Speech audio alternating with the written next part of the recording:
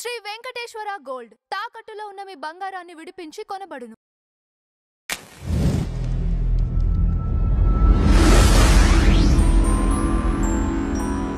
నమస్తే అండి, welcome to tree media. మనతో పాటు Bigg Boss contestant RJ Shekhar Basha garu ఉన్నారు. సార్ నమస్కారం. నమస్తే మా. ఏంటండి అంటే సోషల్ మీడియాలో మళ్ళీ ఒక 2-3 డేస్ నుంచి గౌతమి వర్సెస్ ధర్మ మహేష్, వాళ్ళ ఫ్యామిలీస్ వీళ్ళ ఫ్యామిలీస్ వాళ్ళిద్దరూ అంటే ఒకరిపైన ఒకరు ఎలిగేషన్స్ పాస్ చేసుకుంటూనే ఉన్నారు. అసలు ఏంటి మీ వరకు వచ్చిన సమాచారం ఏంటి, అసలు ఏం జరుగుతుంది? మనం జనరల్గా ఎదురు కొట్టుకున్నారు, ఇద్దరి తప్పు ఇట్లా మాట్లాడుకుంటాం. ఓకే, జరిగిన పరిణామాలు వాస్తవాలు మాట్లాడుకుంటాం. ఓ 40 రోజుల నుంచి ఒక యజ్ఞంలాగా ఈవిడ ప్రతి ఛానల్కి పోయి మొగుడిని, అత్తని, ఆడపడుచుని తిట్టడం మొదలుపెట్టింది. సో అంతకన్నా ముందు ఈవిడ వెళ్ళి 498 కేసు పెట్టింది. ఓకే, కేసు పెట్టి దాంట్లో మొగుడు నన్ను కొట్టాడు, తిట్టాడు, నా ఆస్తి గుంజుకోవడానికి ట్రై చేస్తున్నాడు, నా ప్రొఫెషనల్గా నేను ఎస్టాబ్లిష్ చేసుకున్న గిస్మత్తులు లాక్కోవడానికి ట్రై చేస్తున్నాడు ఆయన కేసు పెట్టి తర్వాత మీడియాకి వచ్చి అదే పనిగా రోజు ఇంటర్వ్యూలు. ఆ ఇంటర్వ్యూలో కొన్ని చోట్ల మన ఛానల్లో, మరి వేరే ఛానల్లో కూడా అనుకుంటా, ఈ మహిళా కార్యకర్తలు కొంతమంది వచ్చి ఏయ్ నువ్వు రా ఎక్కడున్నా సెటిల్ చేసుకో, అమ్మాయితోటి సెటిల్ చేసుకో అని మాటలు వినబడుతుంటాయి. బట్ ఆవిడ ఫస్ట్ ఇంటర్వ్యూ ఇచ్చినప్పుడు ఓ మాట చెప్పింది. ఏంటి, నాకు ఏ భరణం కోసం నేను చేయట్లేదు, అందరూ అట్లా అనుకోకండి. ఓకే, నేను రాజవంశం, 3 డిగ్రీలు ఉన్నాయి, బిఈ ఉంది, ఎల్ఎల్బి ఉంది, ఎంబీఏ ఉంది, నాకు ఇవన్నీ తుచ్చం, వీటి కోసం చేయట్లేదు నేను. నాకు కేవలం డైవర్స్ ఇచ్చి నన్ను వదిలే మర్రో, నాకు డైవర్స్ కావాలి, నాకు డైవర్స్ ఇప్పించండి. బాగుంది. ఇప్పుడు డైవర్స్ కావాలంటే నువ్వు ఎక్కడ అడగాలి? మీడియాలో అడగాల, కోర్టులో అడగాల? కనీసం కోర్టులో ఫైల్ చేసావా? 498A ఫైల్ చేసి డైవర్స్ అడుగుతున్నావు. నువ్వు డైవర్స్ ఫైల్ చేసి కదా డైవర్స్ అడగాలి. సో బేసికల్లీ ఇది వాళ్ళు వీళ్ళని లేదు, అందరు చేసే పని. సో ఎప్పుడైతే విడిపోదాం అనుకుంటారో మొగుడి నుంచి ఎంతో కొంత భరణం తీసుకుంటారు లేడీస్. జనరల్ ఓపెన్ కాన్సెప్ట్ ఇది. మన దేశంలో ఇప్పుడు భరణం కోర్టు ఇస్తే ఒక రకంగా ఇస్తుంది, అవుట్ ఆఫ్ కోర్ట్ సెటిల్మెంట్ చేసుకుంటే ఒక రకంగా వస్తుంది. ఓకే, కోర్టుల చుట్టూ లాయర్ల చుట్టూ తిరగలేనరా, ఎంతో కొంత వన్ టైం సెటిల్మెంట్ చేసేసుకుందాం అనుకునే వాళ్ళు కొంతమంది. బట్ ఈ వన్ టైం సెటిల్మెంట్లు చేసిన తర్వాత ఏం జరుగుతుంది, ఇదేదో బాగుంది దందా అనుకొని చెప్పి ఈవిడు కాదు కొంతమంది, ఒక ఆవిడ రీసెంట్గా కర్ణాటకలో 7 మంది పెళ్ళిళ్ళు చేసుకొని ప్రతి ఒక్కరి దగ్గర ఇట్లాగే 498 పెట్టడం, వాడిని పోలీసులతో పిలిపించడం, వాడు పోలీసులు వాళ్ళకి వార్నింగ్ ఇస్తారు, ఊరిని ఆయన చెప్పి వాడు వణికిపోయి ఎంతో కొంత ఇచ్చేసి సెటిల్ చేసుకుంటాడు. ఇలా 7 మంది దగ్గర భరణాలు తీసుకొని, భరణం అంటే అదే సెటిల్మెంట్, ఇదే కోర్టు ఇచ్చింది అనుకోండి, ఓ 20,000 50,000 ఎంతో ఏమని ఇస్తుంది. బట్ వన్ టైం సెటిల్మెంట్ చేసుకోవడంలో ఉన్న అడ్వాంటేజ్, దీంట్లో డిసడ్వాంటేజ్ ఏంటంటే ఎప్పటిదాకా ఇవ్వాలి భరణం? నువ్వు ఇంకో పెళ్లి చేసుకునేదాకా ఇవ్వాలి, తర్వాత భరణం ఆగిపోద్ది కదా. ఇప్పుడు ఆమె కూడా చూసుకుంటాడు, అప్పటిదాకానే కదా నీకు. కానీ వన్ టైం సెటిల్మెంట్లో ఒకటేసారి 30 లక్షలు వస్తాయి, ఈ డబ్బు తీసుకొని వేరే వాడితో పెళ్లి చేసుకోవచ్చు, మళ్ళీ వాడి దగ్గర డబ్బులు తీసుకొని ఇంకోటితో పెళ్లి చేసుకోవచ్చు. ఇది ఆ అవతల నేను రెగ్యులర్గా చూస్తున్నట్టండి. మనం పోరాడుతున్నది కూడా ఇటువంటిది. మనం మెయిన్గా పోరాడుతున్నది ఈ చిల్లర గొడవలు వీటి గురించి కాదు, చట్టంలో ఉన్న తప్పుడు సెక్షన్లు. లిటరల్లీ నేను అంటున్నాను కదా, 498A ఈజ్ బీయింగ్ మిస్యూజ్. నేను చెప్పడం కాదు, సుప్రీంకోర్టు జడ్జి ఇది లీగల్ టెర్రరిజం అని అభివర్ణించిన రోజులు ఉన్నాయి. ఎప్పుడైతే దీంట్లో 498A పెట్టారో అప్పుడే నాకు డౌట్ వచ్చింది, ఏంటి పూర్వపరాలు అని చెప్పి ఎఫ్ఐఆర్ తెప్పించుకొని చదవడం ఇవన్నీ కూడా చేశాను నేను. సో చేసిన తర్వాత దాంట్లో మీరు కొంచెం ఆ కంప్లైంట్ డీటెయిల్స్లోకి వెళ్తారు. సరే, ఫస్ట్ ఎవరి తప్పు ఏంటి అనేది మాట్లాడే ముందు జరిగింది ఏంటి, 2 రోజులుగానే కదా ఈ అబ్బాయి వచ్చి మాట్లాడుతున్నాడు.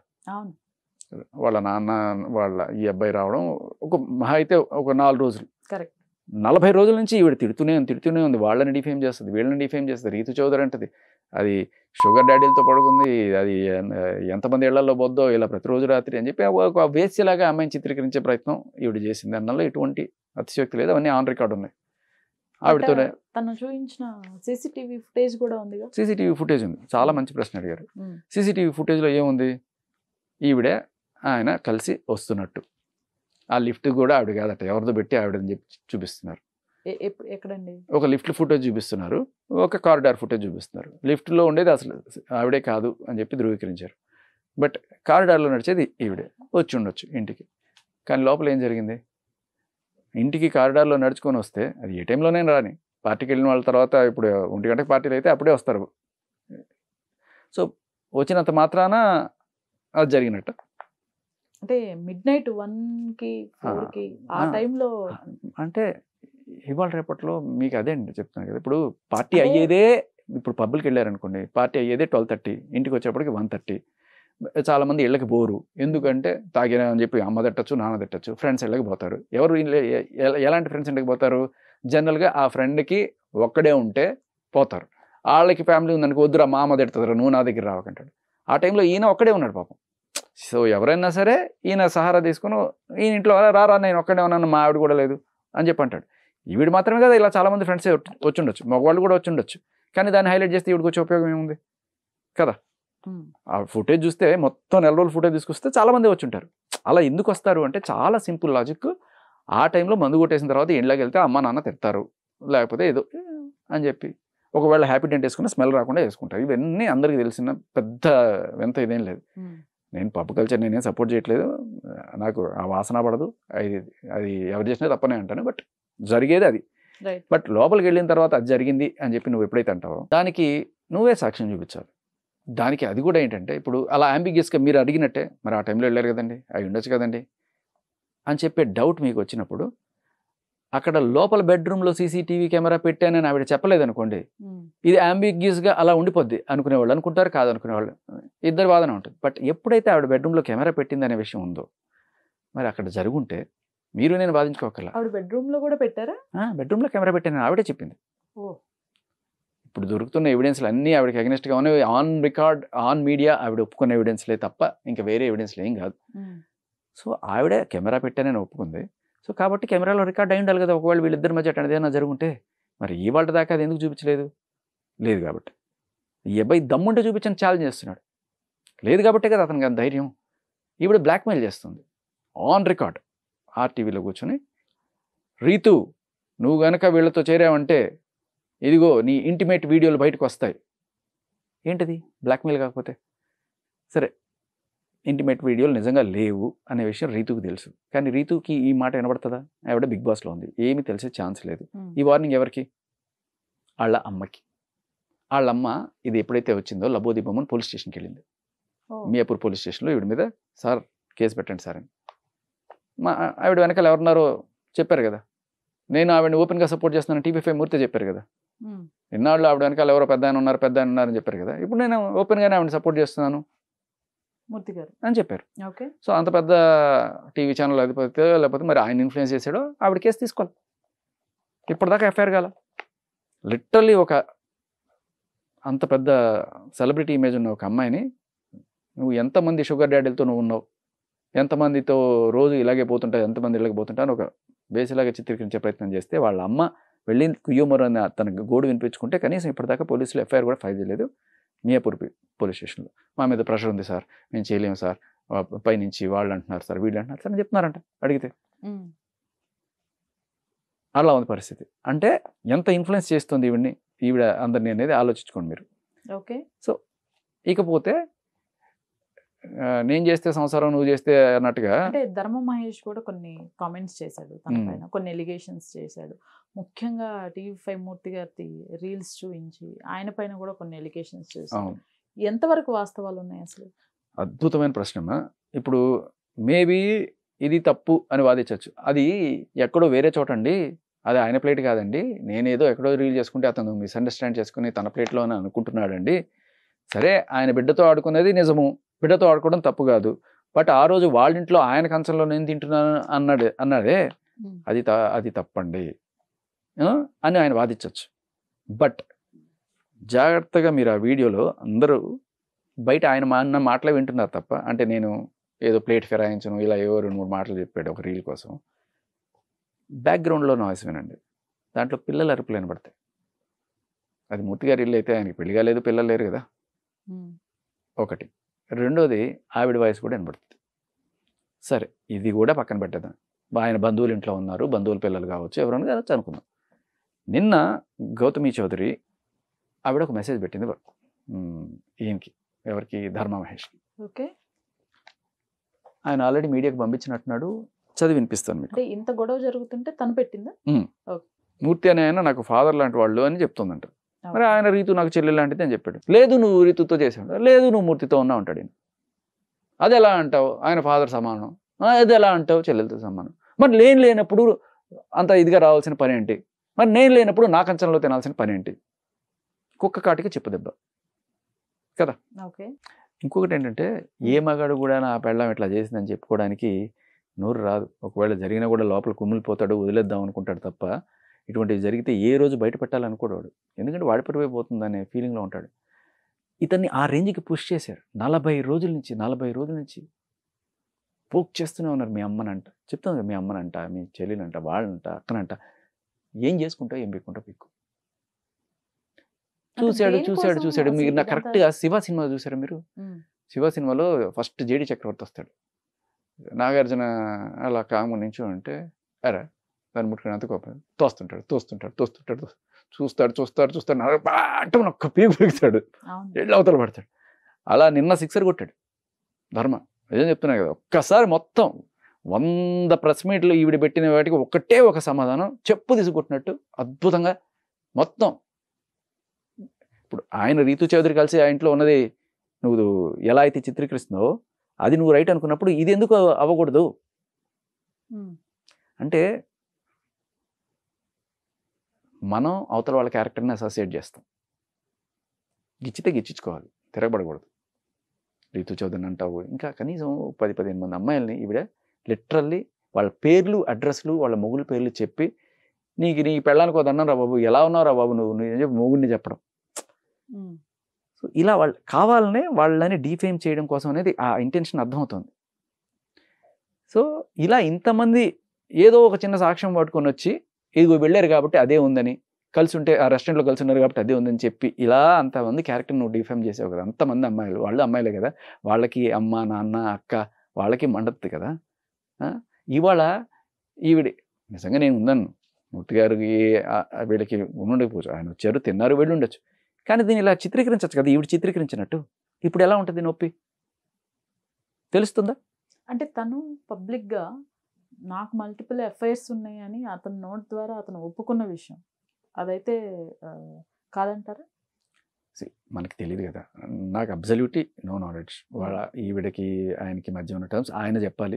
అంటే ఈవిడికి ఆయనకి కాదు, ఆయన మీడియాలో అవునండి నాకు ఎఫ్ఐఆర్స్ ఉన్నాయి అని ఒప్పుకున్నాడు అతను. ఆయన చాలా క్లియర్గా చెప్పాడు. ఈవిడ ఎవరికైతే చెప్తుందో రీతు చౌదరి కానీ వీళ్ళతో నాకు ఎటువంటి సంబంధం లేదు, ఇంట్లో ఫుడ్ దొరకకపోతే ఏం చేస్తానండి, బయటికి వెళ్ళడం తప్ప. నన్ను ఆ రేంజ్కి పుష్ చేసింది ఈవిడే.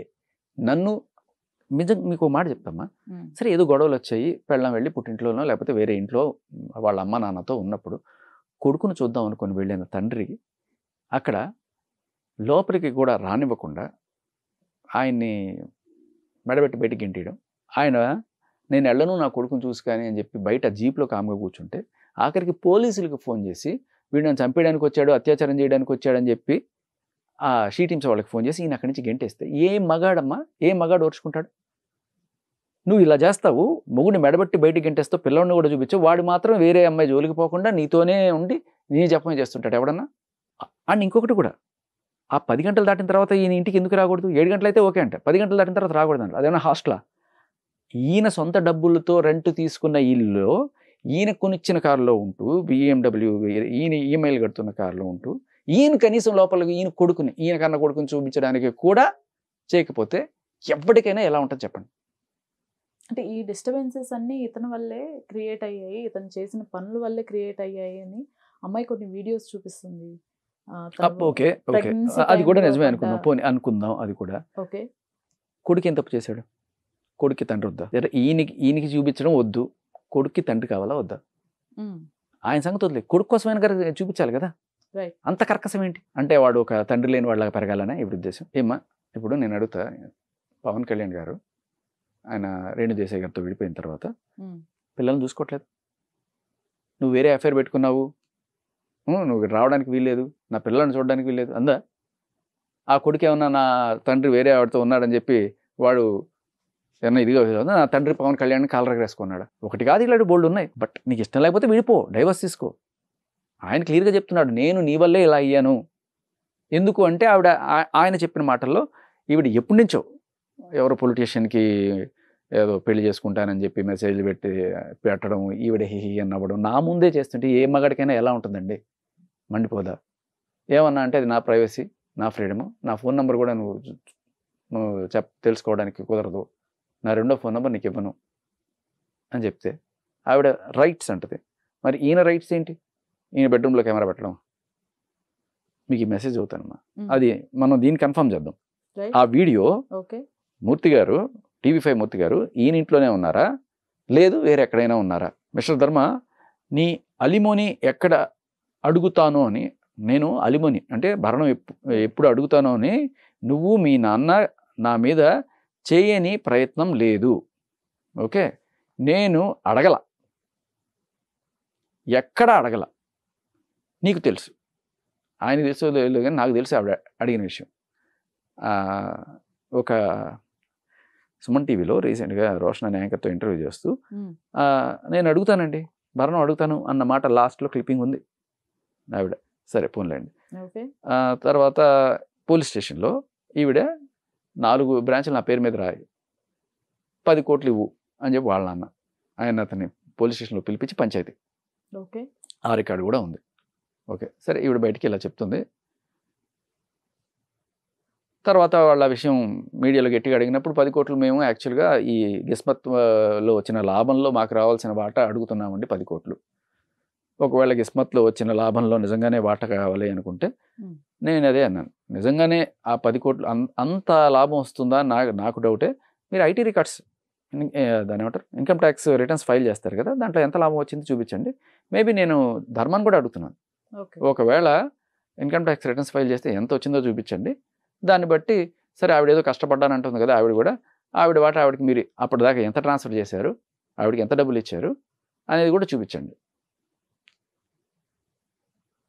నేను ఎక్కడ పోలీస్ స్టేషన్లో ఎక్కడ చెప్పానంటే నేను 5 లక్షలు పెట్టి అది చేశాను, 40 లక్షలు పెట్టి బిడ్డకి బిస్కెట్ కొని గోల్డ్ బిస్కెట్ ఇచ్చాను ఇవన్నీ అంటే, ఇవన్నీ నీ కొడుకు కోసం చేసుకున్నావు. సరే నీకు ఈ డబ్బులు ఇచ్చాను కదా అంటే వైఫ్గా ఇచ్చావు, దీని ప్రకారం వచ్చేది ఏది? బిడ్డకి ఇచ్చావు, వైఫ్గా ఇచ్చావు, బట్ బిజినెస్ పరంగా వచ్చేది ఏది అనేది అలా అడిగారంట. సరే, ఇక మీ ఫాదరు అడల్టరీకి సుప్రీంకోర్టు పర్మిషన్ ఇచ్చింది అన్నారు, మరి అదే ఫాదరు అండ్ సన్కి అలిమోనీ లా పెడితే సుప్రీంకోర్టు అది తెలీదా? సో ఒక పక్క వద్దంటూనే మీకు భరణం గురించి తెలీదా? మీ నాన్నకి సుప్రీంకోర్టు ఎవరితో తిరగచ్చనే విషయం చెప్పినప్పుడు ఈ విషయం తెలీదా? తెలుసు, వెళ్ళండి కోర్టుకి వెళ్ళండి. మీరు ఇన్నాళ్ళు మీడియాలో ప్రచారం చేసుకున్నట్టుగా నాకు భరణం వద్దు అని అడిగి ఇప్పుడు కోర్టుకి వెళ్ళి భరణం అడిగితే మరి చూసే జనాలు చూనురా, చెప్పేది ఒక మాట చేసేది ఒక పని అని చెప్పి, సరే పర్లేదు అయినా కూడా వెళ్ళి అడగండి, కోర్టు ఎంత ఇస్తుందో దాని ప్రకారం న్యాయం అనుకుంటే కోర్టు ఇస్తుంది, తీసుకోవడంలో తప్పలేదు, దానికి నేనేమి అబ్జెక్షన్ కూడా కాదు. కాకపోతే ఇప్పుడు కోర్టులో ఏమవుతుంది, ఈవిడ ఆల్రెడీ బయట చేసుకున్న ప్రచారం ఏంటి, నేను రాజవంశం, నాకు దీంతో పని లేదు. కొడుకు బాధ్యత వర్తించదా తండ్రికి? ఖచ్చితంగా వర్తిస్తుంది. అతను ఏమన్నాడు, 10 కోట్లు అంటే 10 కోట్లు నేను ఇస్తా, కానీ నా కొడుకు పేరు మీద పెడతా. రేపు ఈ 10 కోట్లు తీసుకుని నువ్వు వేరే వాడిని పెళ్లి చేసుకుంటే నా కొడుకు అన్నీ ఏమైపోతాడు కదా, అందుకని నేను నా కొడుకు పేరు మీద పెడతాను, అది కుదరదు అని ఆవిడ అన్న రికార్డు పోలీస్ స్టేషన్లో మనోడు రికార్డ్ చేసుకున్నాడు ధర్మ. అది బయట ట్రూయే కదా. కొడుకు సంగతి ఏంటి అంటే కొడుకు నాకు ఇచ్చేసి నేనే చూసుకుంటావాడిని, దేనికి అసలు ఇంత నువ్వు తప్పు చేసావు అని ఒప్పుకోలేక దేనికి పెయింట్స్ వేస్తున్నావు, నాకు ఎవరు సపోర్ట్ చేసినా అంతా ఎవరు సపోర్ట్ చేసినా వాళ్ళకి అంటగడుతున్నావు నువ్వు, నీకు నరేంద్ర సపోర్ట్ చేస్తున్నాడు, మీ ఇద్దరు జీస్ అంటే గేస్ అనేమో ఆవిడ ఉద్దేశం, జీసా. ఓకే, అంటే ఇప్పుడు మీకు ఇక్కడ అర్థం చేసుకోవాల్సిన విషయం ఏంటంటే రీతు చౌదరి కదా, అక్కడ మొగాడు వచ్చినా కూడా వాడితో ఏదో జరిగింది. నీకు ఎవరు అంబర్పేట శంకర్ స్టాండ్ తీసుకోవడం అనుకుంటున్నారు అంటే నేను అంటగట్టానా అంటే నీకోసం అంబర్పేట శంకర్ స్టాండ్ తీసుకున్నా అంటే అతను నువ్వు గేసని నేను అడిగాను. ఈ లాంగ్వేజ్ ఎక్కడో వినట్లేదు.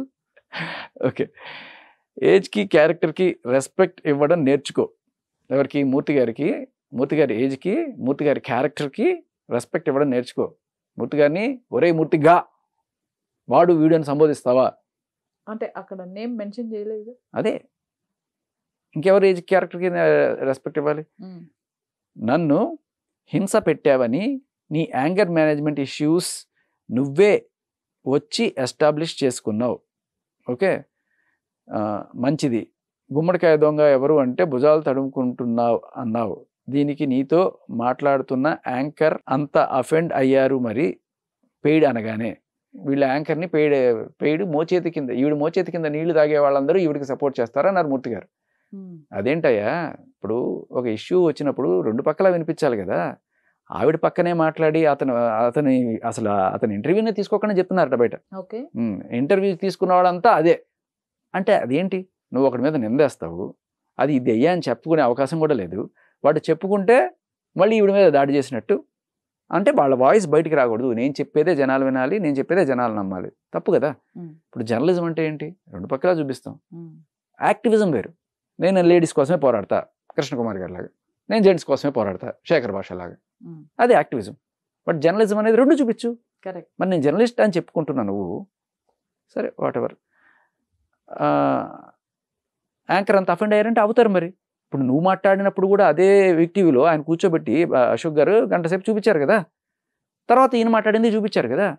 అంటే నువ్వు మాట్లాడినప్పుడేమో నీతి నిజాయితీగా ఉన్నట్టు, ఆయన మాట్లాడింది చూపిస్తేనేమో వాళ్ళ మోచేతి కింద నీళ్ళు తాగినట్ట. అదే అంటున్నారు ఇప్పుడు. మరి వాళ్ళకి సపోర్ట్ చేస్తే వాళ్ళ మోచేతి కింద నీళ్ళు తాగినట్టు, మీకు సపోర్ట్ చేస్తే ఎంగిల్ ప్లేట్లో తినట్ట. సో దీనికి నీతో మాట్లాడుతున్న యాంకర్ అంతా ఎందుకు అఫెండ్ అయ్యారు మరి పెయిడ్ జర్నలిస్ట్ అంటే. ఓకే, ఇది వినండి, ఇది హైలైట్. నువ్వు చెప్పుకుంటున్న డైనింగ్ టేబుల్ మా నాన్న కొనిచ్చాడు. ఏది, ఆ వీడియో చూపించాడు చూసారా, ఈ సోఫా నాదండి, ఆ ప్లేట్ నాది, ఆ ప్లేట్లో నేను తినే ప్లేటు ఆడికి పెడితే నాకు ఎలా ఉంటుంది అంటే ఆ ప్లేట్ కింద ఉన్న డైనింగ్ టేబుల్ మా నాన్న కొనిచ్చాడు ఉంటుంది. చాలా ప్రూఫ్. ఓకే, ఇప్పుడు ఆ వీడియోకి చట్టబద్ధత వచ్చిందా? That is true. ఆయన వాళ్ళ ఇంటికి వచ్చాడు, సాక్షాత్తు గౌతమి చౌదరి ఇచ్చిన ఇది. ఇకపోతే హస్బెండ్ కాబట్టి పొగిడ ఒప్పుకో, ఒకప్పుడు అది కూడా తప్పే, చెంపలు వేసుకుంటున్నా సరే ఏదో పెట్టింది ఇంక తర్వాత. ఇకపోతే ఈవిడ యాంగర్ మేనేజ్మెంట్ ఇష్యూస్ గురించి మాట్లాడింది.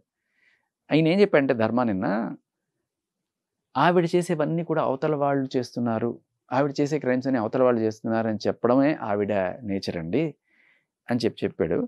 సో దానికి ఏంటంటే ఆవిడ నిన్న అంటే ఒకసారి ఇది బయటకు వచ్చిన తర్వాత అడుగుతారు కదా, ఏమయ్యా మూర్తి నీకేం పని అయ్యా, వేరే వాళ్ళ ఎంగిల్ ప్లేట్లో తినడానికి నీకేం కర్మ, ఇప్పుడు ఏంటి ఎవరన్నా మీ ఆఫీస్కి వచ్చి గోడు విలపించుకుంటారు, మీరేంటి వాళ్ళ ఇళ్ళకి వెళ్ళి వాళ్ళ డైనింగ్ టేబుల్లో కూర్చొని మొగుడు లేనప్పుడు వెళ్ళి కూర్చొని మరి వింటున్నారా? ప్రజల వద్దకు పాలన చంద్రబాబు నాయుడు తీసుకొస్తే ఇలా ఎవరైతే బాధితులు ఉన్నారో వాళ్ళ ఇంటికి వెళ్ళి మరి కేసులు వింటున్నారో మీరు, ఇలా అంతా రకరకాల కామెంట్ల కింద చూస్తే అసలు వాళ్ళు పాపం ఛానల్ వాళ్ళు కామెంట్లు డిలీట్ చేసుకోలేక చచ్చిపోతున్నారు, నాన్ స్టాప్గా వస్తున్నాయి. ఎన్నాళ్ళు పెయిడ్ కామెంట్లు, భలే భలే శభాష్, ఈవిడ భలే మాట్లాడుతుంది, ఈవిడ చాలా అందంగా ఉంది, ఈవిడ చాలా జెన్యుయిన్గా ఉంది, ఇలాంటి కామెంట్లు నాన్ స్టాప్గా వస్తూనే ఉన్నాయి ఇప్పటిదాకా. ఐ మీన్ పిఆర్ ఏదో పెట్టుకున్నట్టున్నారు, అది కూడా ఆవిడకి బాగా తెలుసు, నాకు మార్కెటింగ్ బాగా తెలుసు, నేను అది చేసుకుంటాను అని చెప్తుంది కదా. అగైన్ ఆవిడ చేసే అవతల వాళ్ళకి ఆపాదిస్తుందని చెప్పాడు. అదే కోణంలో చూస్తే ఆవిడ పిఆర్ పెట్టుకుని ఇట్లాంటి కామెంట్లు పెట్టిస్తూ అవతల వాళ్ళ చేత నాకు పెట్టిస్తున్నారని చెప్పి ఈవిడ అనుకోవచ్చు, దాంట్లో పెద్ద వింతేం లేదు. అయితే ఇప్పుడు ఈ కామెంట్లు వీటన్నిటికీ కూడా ఆయన సమాధానాలు చెప్పుకోలేక, లేకపోతే ఇవన్నీ ఈ స్టేజ్లో ఆవిడ అడుగుతున్నారు అందరూ. రీతు చౌదరిని మీరు అన్నప్పుడు మీరు దీనికి సమాధానం చెప్పండి అని అడుగుతున్నారు కదా. సమాధానం చెప్పలేక ఆవిడ పెట్టిన ఒక స్టేటస్ అనుకుంటా ఇది, పెళ్ళికి ముందు నేను ప్రెగ్నెంట్ అవ్వలేదు, మీ అమ్మని అంట ఏం పిక్తో పిక్కు. యాంగర్ మేనేజ్మెంట్ ఇష్యూస్ గురించి మాట్లాడింది కదా. మరి ఈవిడికైతే ట్రిగ్గర్ అవుతారు, వేరే వాళ్ళైతే దాన్ని యాంగర్ మేనేజ్మెంట్ ఇష్యూ అంటారు అనమాట. అమ్మని అంట ఏం చేస్తావు తీసుకో, చేసిన తప్పు వాళ్ళైతే వాళ్ళ అమ్మని అంటదంట. వీడికి ఉంచుకొని అడగాల, పెద్ద ప్రభాస్ వీడు. మరి వాడి బాడీ వాడి కాళ్ళకి కనిపీక పెద్ద 6 feet నేను ఉంచుకునేమని అడగాల అని కోరుకుంటున్నావా? అది మాత్రం జరగదు. I never felt you appealing at all. So నాకు నువ్వు ఎప్పుడు నెవర్ అంటే ఎప్పుడు కూడా నా జీవితంలో నువ్వు నాకు అప్పీలింగ్గా ఎప్పుడు కనిపించలేదు. మరి ఎందుకు పెళ్లి చేసుకున్నావు? డబ్బుల కోసం? దేనికోసం పెళ్లి చేసుకున్నావు? అవతల వాళ్ళు నచ్చకపోతే ఇంక వేరే ఏముంది చెప్పండి. నీకు వాడు ఏ రోజు అప్పీలింగ్గా కనిపించకపోయినా ఎందుకు పెళ్లి చేసుకున్నావు? వాడు నా వెనకాల కుక్కలా పడి తిరిగాడు కాబట్టి పెళ్లి చేసుకున్నా అంటే ఎవడు కుక్కలా తిరిగినా వెనకాల పెళ్లి చేసేసుకుంటావా అని వాళ్ళ నాన్న అడిగాడు. ఎవరు? కాకాని బాబు గారు మొన్న అడిగారు. తిరిగితే తిరిగి ఉండొచ్చు, అందంగా ఉన్న అమ్మాయి వెనకాల 100 మంది పడి మరి 100 మందిది పెళ్లి చేసుకుంటావా అని అడిగారు ఆయన. అయితే నిన్న ధర్మం మహేష్ కొన్ని కామెంట్స్ చేశాడు శేఖర్ గారు. నేను ఈ మల్టిపుల్ ఎఫైర్స్ గురించే కాకుండా నేను తను సహజీవనం చేశాము, అబార్షన్ కూడా చేయించుకుంది తను, నేను వద్దు అన్నా కూడా దానికే కదా ఈ మెసేజ్. పెళ్లికి ముందు ప్రెగ్నెంట్ అన్నావు, నేను అవ్వలేదు, అబార్షన్ చేయించుకున్నాను అని కొన్ని వ్యాఖ్యలు చేశాడు. ఆ తర్వాత నేను మ్యారేజ్ చేశాను. ఇప్పుడు ఒకటి దట్ ఈస్ ఇమ్మెటీరియల్, అది వాళ్ళిద్దరు రిలేషనే కదా, ఆయన వల్లే కదా. దానికి ఆ కామెంట్స్ చేయాల్సిన అవసరం లేదు కదా అనేది నా క్వశ్చన్. దేనికి? సహజీవనం అంటే ఇద్దరు కలిసి ఉన్నదే కదా. అవును. అతను కూడా ఇప్పుడు ఈవిడ పెళ్లికి ముందు సహజీవనం అనేది తప్పు చేసింది అనే కాంటెస్ట్ లో అతను మాట్లాడితే అతను తప్పు చేసింది అనేమి అతను చెప్పట్లా, బట్ జరిగిన విషయం చెప్తున్నాడు ఆయన. అంటే నేను పెళ్లి చేసుకొని ఉద్ధరించాను అన్న ఒక కాంటెస్ట్ లో మాట్లాడాడు కదా. ఏది ఈ సహజీవనం అబార్షన్ అంతా తర్వాత కూడా నేను తనని పెళ్లి చేసుకున్నాను అంటే తన క్యారెక్టర్ గురించి చెప్తున్నాడు. నా వల్ల ఇంత అయిన తర్వాత ఐ డింట్ బ్యాక్ ఆఫ్. మా నాన్న వాళ్ళు వేరే 300 కోట్లు కట్నం ఇస్తారన్న వాళ్ళ సంబంధం కూడా నేను చేసుకోకుండా చావు దాకా వెళ్ళి అమ్మాయిని పెళ్లి చేసుకున్నాను. That is my character. అటువంటి నేను ఇవాళ ఇట్లా ఇంట్లో ఫుడ్ దొరక్క బయటికి వెళ్ళే పరిస్థితికి రావడానికి కారణం ఈవిడ ఇన్ని రకాలుగా నన్ను పెడితే, టార్చర్ పెడితే తట్టుకోలేక ఇంకా అంటే ఏం టార్చర్ చేస్తుంది ఈవిడ తనని? ఒక్కటమ్మా, ఆడది అనుమానం భరించలేదు, మగాడు అవమానం భరించలేడు, ఇది గ్యారంటీ. ఇప్పుడు భర్త ఏదో ఏంటే అని చెప్పి ఒక మాట అన్నా కూడా తీసుకుంటుందేమో, కానీ ఏమై నువ్వు వాడితో తిరిగావా అంటే తట్టుకోలేదు. అలాగే మగాడు నువ్వు దాంతో తిరిగావు కదా, దీంతో తిరిగావు కదా అంటే ఆ అనుమానం ముందర పుట్టి ఆడుతుంది అని చెప్పి చాలామంది మగాడు పెద్ద సీరియస్గా తీసుకోరు, కొంతమంది కాంప్లిమెంట్గా కూడా తీసుకుంటారు. అదేంటా, మగాడు అనుమానించినా తట్టుకుంటాడు కానీ అవమానిస్తే తట్టుకోడు. రెస్పెక్ట్ పోతే మాత్రం విరిగిపోద్ది ఒక్కసారి. సో ఈయన చాలా రకాలుగా అవమానించి ఆయన ఫోటో తగలబెట్టి ఇంకా ఆయన ముందే వేరే వాళ్ళతో చాట్ చేసి అని చెప్తున్నాడు ఆయన. మరి సో అవన్నీ నిజాలైతే ఖచ్చితంగా ఈవిడ చెప్పేవాడికి ఆధారాలు లేవు, ఆయన చెప్పేవాడికి ఆధారాలు లేవు, బట్ ఈవిడికి కొన్ని ఆధారాలు ఉన్నాయి. ఇద్దరు ఎవరిపైన వాళ్ళపైన అలిగేషన్స్ వేసుకొని ఏవో వాళ్ళ దగ్గర ఉన్న ఈ వీడియోస్ ప్రజెంట్ చేసుకుంటూ ఎవరికి వాళ్ళు మీడియాకి ఎక్కారు. కాదమ్మా, ఇక్కడ మీరు గమనించండి, ఈవిడ ఎవిడెన్స్ గ్యాదర్ చేసింది. అదే పనిగా బెడ్రూమ్లో కెమెరాలు పెట్టడము, కాల్ ట్రాకింగ్ చేయడము, కాల్స్ రికార్డ్ చేయడము, ఇవన్నీ ఈవిడ చేసుకుంది. ప్రీ ప్లాన్డ్గా ఇతను ఏదో ఒక రోజు నుంచి ఇతని దగ్గర నుంచి బయటపడాలి అనే ఉద్దేశం ఆవిడకు ఉంది కాబట్టి ఇది చేసింది. ఈయన దగ్గర ఏ రికార్డింగ్లు లేవు, అదే చెప్పాడు. నాకేముందండి, నాకు అలాంటి ఇదేం లేదు కాబట్టి నేను ఏ రోజు ఈవిడ రికార్డింగ్లు తీసుకోలేదు, కలిసి ఉందాం అనుకున్నాను కాబట్టి నాకు ఏమీ లేవు. నా దగ్గర ఉన్నదల్లా ఒకే ఒక రికార్డింగ్ అండి, అది కూడా నన్ను పోలీస్ స్టేషన్కి బలవంతంగా ఈడ్చుకెళ్తే ఇక్కడ ఆ సెటిల్మెంట్ మాత్రం నేను రికార్డ్ చేశాను. ఎందుకంటే అప్పటికే ఈవిడ రికార్డింగ్ల బిజినెస్ మొదలెట్టింది కాబట్టి అదొక్కటే నా దగ్గర ఉంది, ఆ దాంట్లో దొరికింది 10 కోట్లు అడగడము ఇవన్నీ కూడా అని చెప్తున్నాడు అతను. సో చాలా క్లియర్ కట్గా ఇతనికి ఆ ఇంటెన్షన్ లేదు, ఈవిడికి విడిపోవాలనే ఇంటెన్షన్ తోటి ఆర్ఎల్స్ ఏదో లేకపోతే భరణం గట్టిగా తీసుకోవాలనో లేకపోతే ఆ గిస్మత్ లాక్కోవాలనో వాట్ ఎవర్ ఆవిడ ఆ ఇంటెన్షన్ తోటి ఉంది అనేది మనకి ఆవిడ ముందుగానే రికార్డింగ్లు చేసుకోవడం అనేది ప్రూవ్ చేస్తుంది. ఈయన ఏ రోజు రికార్డింగ్లు చేసుకోలేదు. ఈయన చూపించిన ప్రూఫ్లల్లా పబ్లిక్ ప్లాట్ఫామ్ నుంచే చూపిస్తున్నాడు. అంటే ఈవిడ ఇన్స్టాగ్రామ్లో పెట్టిన పోస్టులు కావచ్చు, లేకపోతే మూర్తి గారు TV5 మూర్తి గారు ఇన్స్టాగ్రామ్లో పెట్టిన పోస్ట్ కావచ్చు, అక్కడి నుంచి చూసి తీసి పెట్టాడు. మీరు గమనించారా, మూర్తి గారి ప్రతి పోస్ట్కి ఈవిడ లైక్ ఉంటుంది. ఐ లైక్ హిమ్ అంటే ఐ లవ్ హిమ్ అని కాదు అని కూడా మీరు అర్థం చేసుకోవాలి. బట్ ఆవిడ చెప్పచ్చు, ఆయన నాకు తండ్రితో సమానం, ఆయనతో నాకు అంటగట్టకండి అని. ఆవిడ చెప్తే నమ్మాలి, ధర్మ చెప్తే నమ్మద్దు. ఆవిడ మంచిది, నేను మంచిదాన్ని చెప్తే మీరు నమ్మండి. రీతు చౌదరి చెడ్డదాన్ని అంటే అదే నమ్మండి, నన్ను క్వశ్చన్ చేయకండి. నన్ను ఎవరన్నా క్వశ్చన్ చేస్తే అంటే వీళ్ళ వీడియోస్ కూడా నా దగ్గర ఉన్నాయని ఒక మాట ఉంటే చూపించండి.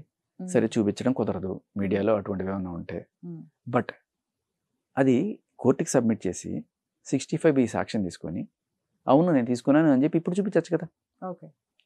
లేదు పోనీ ఎవరికైనా లేడీకైనా చూపించి, ఒక లేడీ యాక్టివిస్ట్ కృష్ణకుమార్ గారు లాంటి వాళ్ళకి చూపించమనండి, చూడండి అని చెప్పి ఆవిడ ధృవీకరిస్తారు కదా. ఇప్పుడు మీ స్టాండ్ ఏంటి శేఖర్ భాష గారు దీనిలో? నా స్టాండ్ అమ్మా, ఇద్దరు పరంగా తప్పొప్పులు కనిపిస్తున్నాయి, మీ స్టాండ్ ఏంటి అసలు ఈ విషయంలో? నా స్టాండ్ ఏంటంటే క్లియర్ కట్గా ప్రతి ఇళ్లలో గొడవలు జరుగుతాయి, చాలామంది సర్దుకుపోతుంటారు.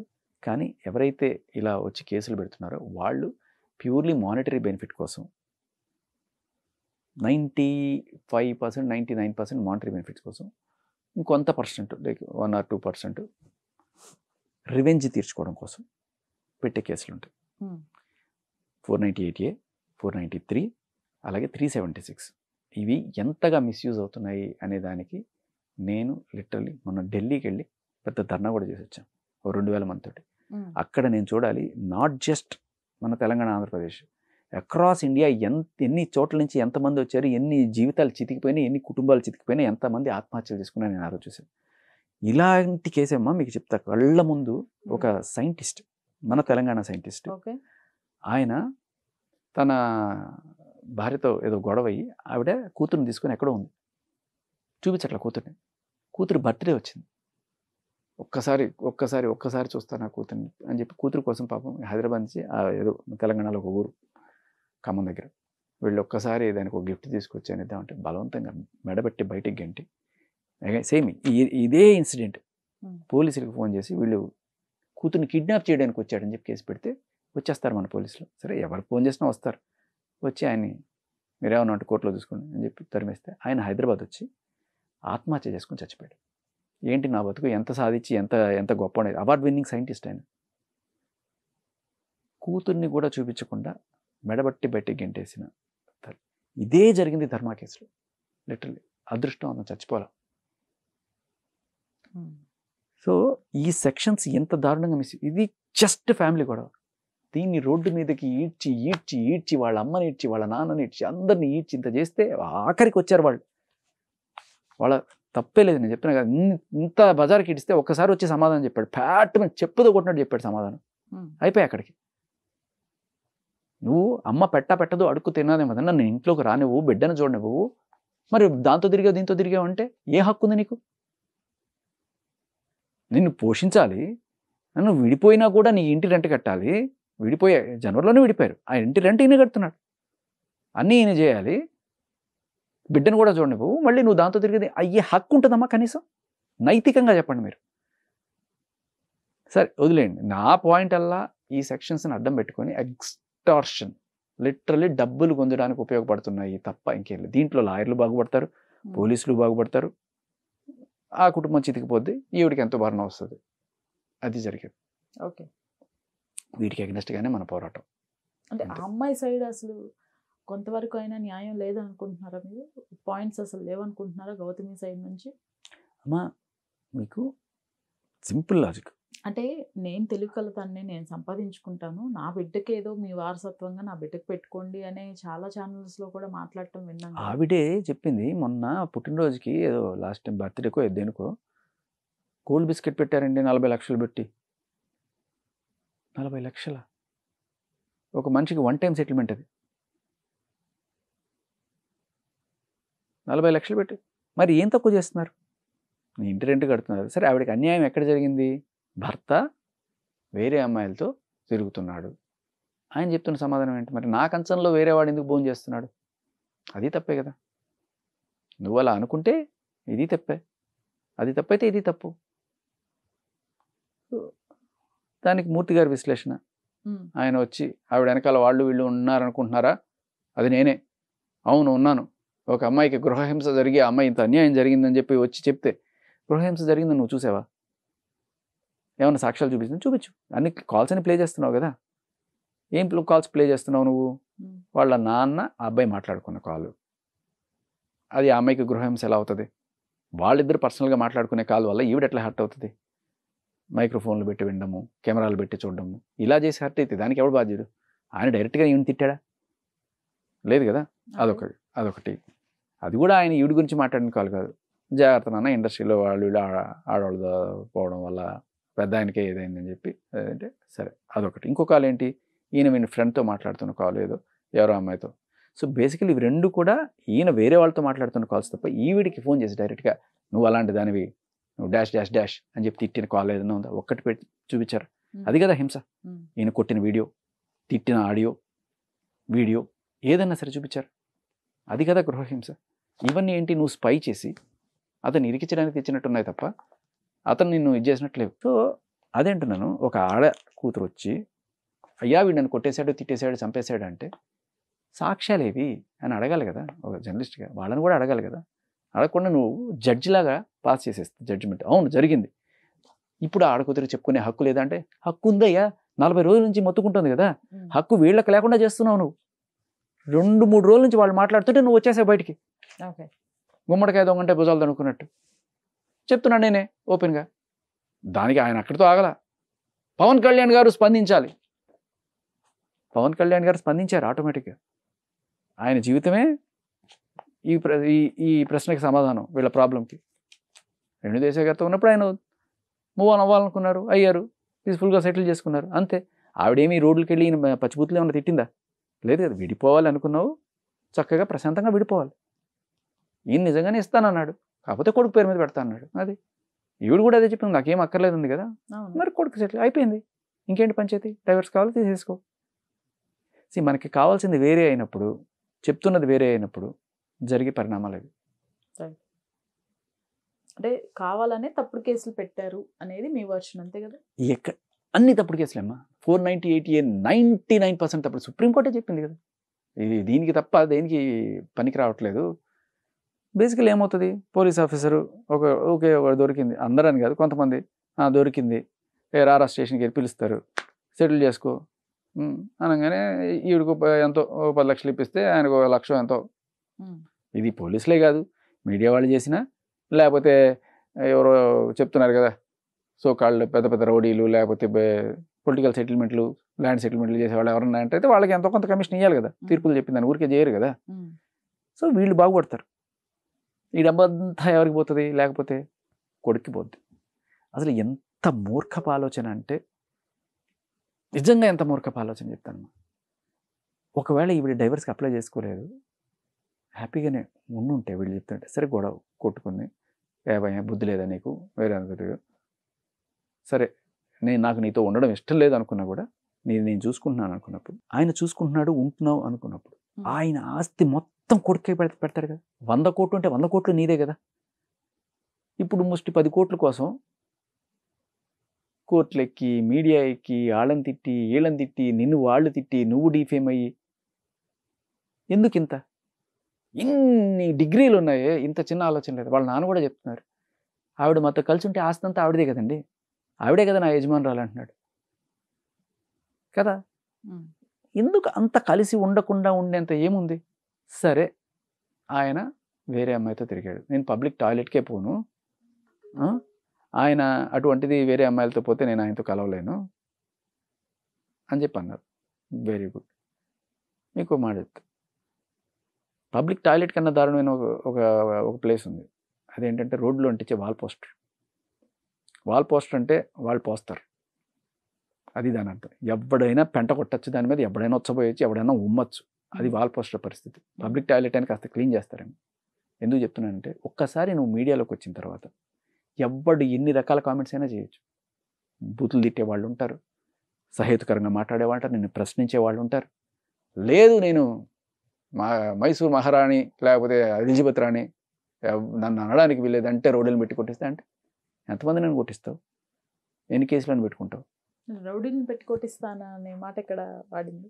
మీకు అది కూడా అనిపిస్తాను. ఇది పెద్ద కేసు అవుతుంది ఆవిడ మీద యాక్చువల్గా. నిజంగా ఎవరన్నా ఏ మీడియా మిత్రుడికి ఇప్పుడు ఈవిడికి సంబంధించి ప్రశ్న ఇచ్చిన వాళ్ళకి ఎవరికైనా సరే, బయట ఎవరైనా ఇంటర్వ్యూలు ఇచ్చినా, వాళ్ళకి ఏదైనా దెబ్బ తగిలినా, ఏం చేసినా కూడా దానికి నేనే కారణం అని ఈవిడ ఇస్తున్న స్టేట్మెంట్ ఇది. ఒరే గజ్జి కుక్కల్లారా, ఎవరైతే ఈవిడికి అగెనిస్ట్గా కామెంట్ చేస్తున్నారో ఆర్ ఎల్స్ ఈవిడిని ప్రశ్నిస్తున్నారో, ఏమ్మా అప్పుడు 2016లో ఇలా చెప్పావు, ఆ వీడియోలో ఆయనదే అంతా అని చెప్పావు, ఇప్పుడు ఎందుకు ఇలా చేస్తున్నావు అని ప్రశ్నిస్తే సమాధానం లేదు. దానికి సమాధానం ఇదనమాట. ఒరే గజ్జి కుక్కలారా, మీ ప్రతి పేరు, మీ ప్రతి డీటెయిల్, మీ ఫ్యామిలీ డీటెయిల్స్ మొత్తం నేను తీపిస్తున్నా. ఈరోజు నా క్యారెక్టర్ గురించి మాట్లాడుతున్న ప్రతి చెత్త ఎల్కే గాడికి ఇప్పుడు సంస్కారం చూడండి. యూట్యూబ్ మీడియా అడ్డం పెట్టుకొని, ఇన్స్టాగ్రామ్ అడ్డం పెట్టుకొని నా గురించి వాగుతున్నోళ్ళకి చెప్తున్నా, కొడకల్లారా, మీకు ఏమైనా అయ్యేటప్పుడు అది నేనే అని మనసులో గుర్తు తెచ్చుకోండి. ఏ బీహారోడో వచ్చినా అది జీసీ అంటే గౌతమి చౌదరి అని ఒకటి అని గౌతమి చౌదరి అని ఒకటి ఉంది అని మనసులో స్మరించండి. నా వెంట్రుక టచ్ చేయండి. మీరు ఈరోజు మీది అనుకుంటున్నారా కదా కొడకలారా, నా కాళ్ళు పట్టుకొని మీరు ఏడుస్తారు. It's promise. జస్ట్ కొన్నాళ్ళు ఉచ్చ ఆపుకోండి. బయటికి ఇంత సంస్కారవంతమైన సబ్బులా కనిపిస్తున్న ఈవిడ ఇన్ని బూతులు మాట్లాడగలుగుతోంది, ఇంత రౌడీజం చేయగలుగుతోంది అంటే ఈవిడ భర్త ఈవిడ్ని కొట్టేశాడు తిట్టేశాడు అని చెప్పి అమ్మో నేను చాలా అమాయకురాలంటే నమ్మగలమా? లిటరలీ రౌడీజం అండి ఇది, రౌడీజం. అది నాకు 10 కోట్లు ఇస్తావా లేకపోతే నేను చేసే రౌడీజం నువ్వు తట్టుకోలేవు. సో మీరు ఈ కేసుని ఎలా ఫార్వర్డ్ వెళ్ళాలి అని అనుకుంటున్నారు? నేను ఏం లేదు మా పాయింట్ ఏంటి, ఈ ఇష్యూ అంతా గిస్మత్ గురించి. గిస్మత్ నాకు ఇచ్చేయండి, నేను బిడ్డకి ఇస్తానన్నాడు. కుదరదు, నాకే ఇవ్వాలంది. కుదరదు, బిడ్డను చూపించవు కాబట్టి నేను గిస్మత్ తీసేసుకున్నాను. అబ్జెక్షన్ పెట్టాడు, కోర్టులో ఉంది. సో నిజంగా ఈవిడైతే కోర్టు ఈవిడికి ఇస్తుంది, లేదు ఆయనదైతే ఆయనకి ఇస్తుంది. సో ఇద్దరు ఇరుపక్కల సాక్ష్యాలు పెట్టుకుంటారు, న్యాయం అనేది జడ్జి చేస్తారు. ఈ లోపల ఆపుకోకుండా ఆవిడ చెప్పినట్టు మీడియాకు వచ్చి ఇంత హడావిడి చేస్తే ఏమొస్తుంది? వాల్ పోస్టర్ని అంటిస్తే ఏమవుతుంది? ప్రతి ఒక్కడు ఉమ్మచ్చు, లేకపోతే దానికి దండ కూడా వేయచ్చు, ఏమైనా చేయొచ్చు. యూట్యూబ్లో నువ్వు ఒకసారి వచ్చి వీడియో పెట్టావంటే దట్స్ దేర్. అది వాళ్ళ సరే, నేను బూతులు తిట్టి పిచ్చి పిచ్చి కామెంట్లు చేసే వాళ్ళ గురించి నేను చెప్పను కానీ, బట్ సహేతుకరంగా ప్రశ్నించే వాళ్ళు ఉంటారు, వ్యంగ్యంగా సర్కాస్టిక్గా మాట్లాడే వాళ్ళు ఉంటారు. ఇదంతా వాక్ స్వాతంత్రపు హక్కే. ఎవ్వరికైనా నేను ప్రశ్నించే హక్కు ఉంటుంది. ఒకసారి వచ్చిన తర్వాత నువ్వు ఎక్కడో నీ మానాన్ని నువ్వు సంసారం చేసుకుంటూ పోనీ నీ మానాన్ని నువ్వు పోలీస్ కేసు పెట్టి లేకపోతే కోర్టుకు వెళ్ళున్నా కూడా ఎవడికి పట్టించుకునే నాకు ఎవడో తెలియదు వీళ్ళు ఎవరు. బట్ ఎప్పుడైతే యూట్యూబ్కి వచ్చారో మీరు అడుగుతారు పిలిచి, ఏమండి ఈ ఇష్యూ గురించి మీరు ఏమనుకుంటున్నారు ప్రతి ఒక్కళ్ళు అడుగుతారు. అడిగినప్పుడు చూస్తాం, మన ఒపీనియన్ చెప్తాం. నాకు అగనెస్ట్గా ఎవడు మాట్లాడకూడదు, నాకు అగనెస్ట్గా ఎవడు చెప్పకూడదు, నాకు అగనెస్ట్గా ఎవడు ప్రశ్నించకూడదు. ఏంటిది నిరంకుశత్వమా? Absolutely not. So first of all అంత చదువుకున్నప్పుడు ఇది కూడా తెలుసుకోవాలి.